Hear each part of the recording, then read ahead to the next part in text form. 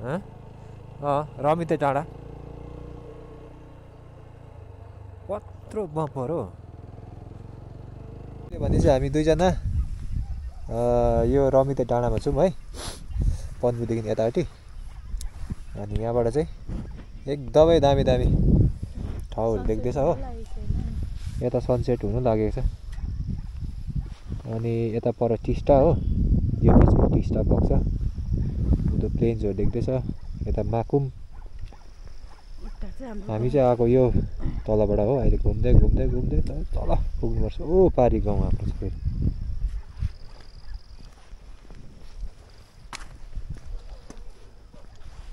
रमिते डाँडा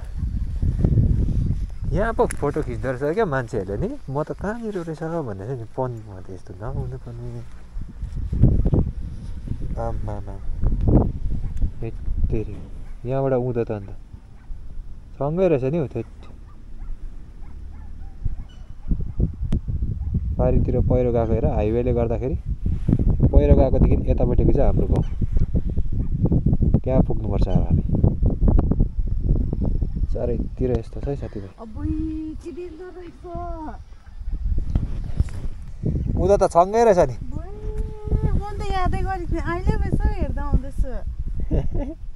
के डर लाग्दो नि डर लाग्छ म त्यस्तो चिउ भयो हुँदो रहेछ म नि त यादै गरेको थिएँ यस्तो छ भनेर